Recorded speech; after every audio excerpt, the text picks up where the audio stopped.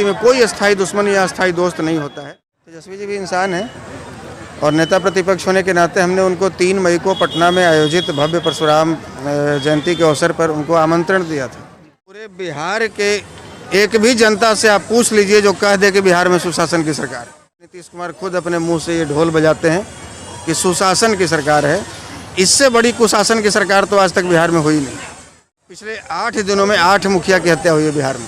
उम्मीद for nation देख रहे हैं आप और मैं हूं मनोरंजन भारद्वाज। फिलहाल हम बिहटा प्रखंड के नेवड़ी के मंदिर प्रांगण में है, जहां पर आरजेडी के राष्ट्रीय अध्यक्ष शाह भूमिहार ब्राह्मण एकता मंच के संस्थापक आशुतोष कुमार, उनके प्रवक्ता पुष्कर जी हैं और भी कुछ गणमान्य हैं।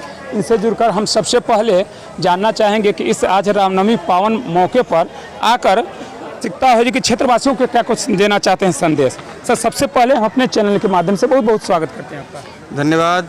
और आपको और आपके तमाम दर्शकों को हमारे तरफ से रामनवमी की हार्दिक शुभकामनाएं। रामनवमी के अवसर पे आज जिस धरती पे आए हैं, एक ही मंच की तरह आप और आरजेडी से हाल ही में एमएलसी के विजेता जो कि बिहार में जदयू की सरकार है, उन्हीं को थर्ड पायदान पर धकेल कर आए हैं। हम लोग कल भी साथ में थे जी। कल बोचहा में हम लोग साथ में ही थे।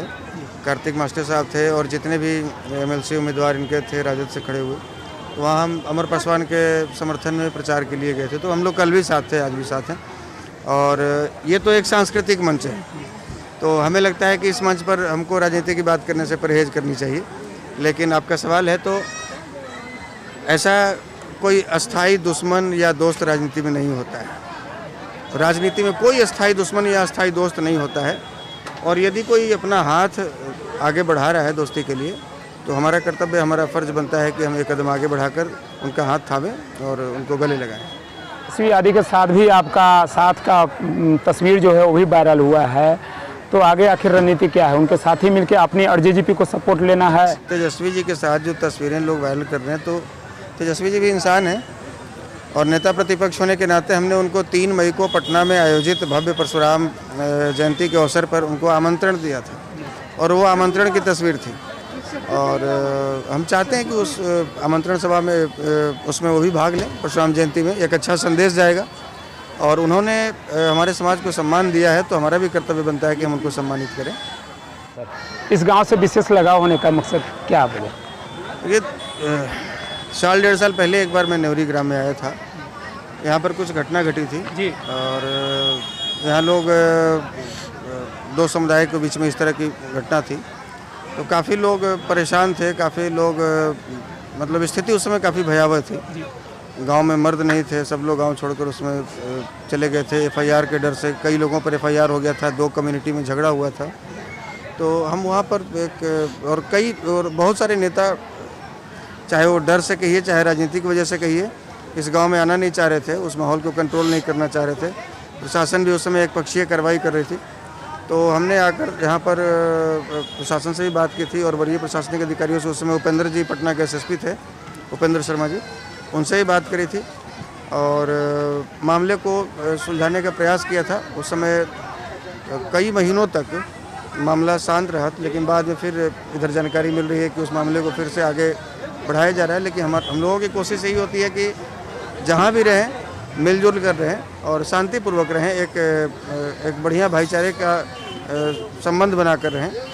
तो इसमें जो लोग भी इंटरेस्ट लेते हैं, चाहे वो प्रशासनिक अधिकारी हों चाहे वो राजनेता हों, जो भी इंटरेस्ट लेते हैं और आम जनमानस की जीवन तबाह करना चाहते हैं, आपसी भाईचारा को तोड़ना चाहते हैं या इसमें कोई दखलंदाजी करते हैं, तो वो बर्दाश्त नहीं होता है। और आगे भी इस तरह से यदि होगा तो हम ग्रामीणों के साथ में हैं और मजबूती के साथ हैं। मेरे मन में एक प्रश्न आ रहा है, नीतीश कुमार पिछले 15 साल से शासन कर रहे हैं, सुशासन की सरकार बोला जाता है। बिहार की 12 करोड़ आबादी है। नीतीश कुमार और उनके कुछ चाटुकार मंत्रियों और प्रवक्ताओं को छोड़कर पूरे बिहार के एक भी जनता से आप पूछ लीजिए जो कह दे कि बिहार में सुशासन की सरकार है। केवल उनके चाटुकार मंत्री, चाटुकार प्रवक्ता और नीतीश कुमार खुद अपने मुंह से ये ढोल बजाते हैं कि सुशासन की सरकार है। इससे बड़ी कुशासन की सरकार तो आज तक बिहार में हुई नहीं। आए दिन हत्याएं होती है। पिछले 8 दिनों में 8 मुखिया की हत्या हुई है बिहार में।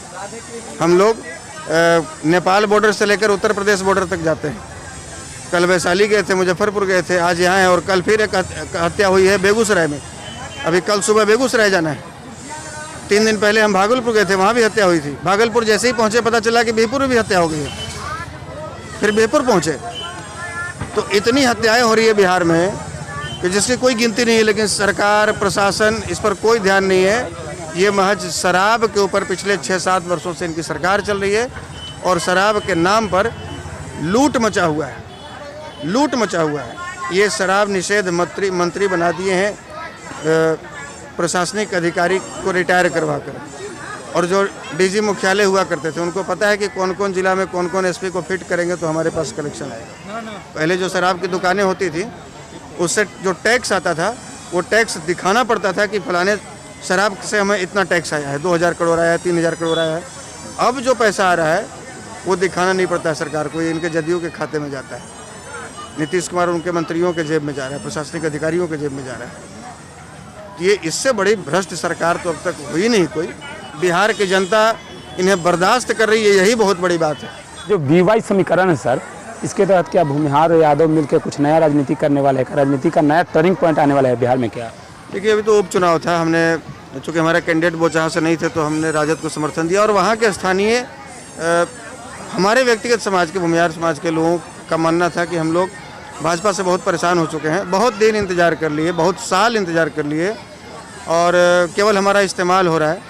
हमारे फेवर की कोई बात नहीं हो रही है, हमारी कुछ चल नहीं रही है, हमको बंधुआ मजदूर समझा जा रहा है। इसलिए इस बार हमको सबक सिखाना है, चाहे वो MLC चुनाव में सच्चिदानंद राय जी का टिकट काट के हो या MLC कैंडिडेट में टिकट बंटवारे की हो, तो केवल एक वैसे समाज को आप देखेंगे और आपको सवर्णों से वोट चाहिए, तो ऐसा तो नहीं चलेगा। और ये 30-35 वर्षों तक चला, आगे अभी 2 साल 3 साल कोई चुनाव नहीं है।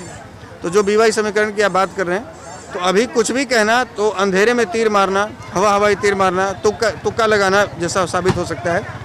फिलहाल जो एक साझा प्रयास यानी कि हम और तेजस्वी जी जो कर रहे हैं, यदि परशुराम जयंती के लिए हमने आमंत्रण दिया है, परशुराम जयंती कार्यक्रम में भाग लेते हैं, तो एक अच्छा संदेश जाएगा कि आज यदि आप गूगल पे सर्च करते हैं कि भूमिहार का दुश्मन कौन, तो यादव दिखाता है, यादव का दुश्मन कौन, तो भूमिहार दिखाता है। ये किसी और का, ये वामपंथी मीडिया का काम है जो लगातार कई दशकों से प्रोपेगेंडा चला रही है कि ये एक दूसरे के दुश्मन, चूँकि ये मतलब काफ़ी ताकतवर जाति मानी जाती है दोनों, और ये दोनों एक साथ यदि आ जाएंगे तो सत्ता में किसी को बैठने नहीं देंगे, उखाड़ फेंकेंगे। फिर नीतीश कुमार जैसे 1.5% वाले सत्ता में थोड़ी रहते, ये तो आपसी लड़ाई का फ़ायदा उठाकर नीतीश जैसे 1.5% वाले लोग सत्ता में बैठे हुए 16 साल से, तो ये उनको डर होता है और इसीलिए ये प्रोपेगेंडा फैलाते हैं। हमारा ये कहना है कि फ़िलहाल तो कोई राजनीति हो नहीं रही है, फिलहाल तो 24 में चुनाव है लोकसभा, 25 में चुनाव है विधानसभा। अभी यदि हम लोगों के साझा प्रयास से भूमिहार समाज और यादव समाज की यदि 20-20% लोगों के मन में भी ये बात चली जाए कि नहीं, हम एक दूसरे के दुश्मन नहीं हैं, हम एक दूसरे के दोस्त हो सकते हैं, हमको लड़वा कर राज कर रहा है कोई और, एक दूसरे का हाथ पकड़कर बेहतर समाज, बेहतर बिहार का निर्माण किया जा सकता है, तो हमें लगता है कि हम लोगों का वो प्रयास सफल हो जाएगा। बाकी राजनीति तो अपनी जगह पर है।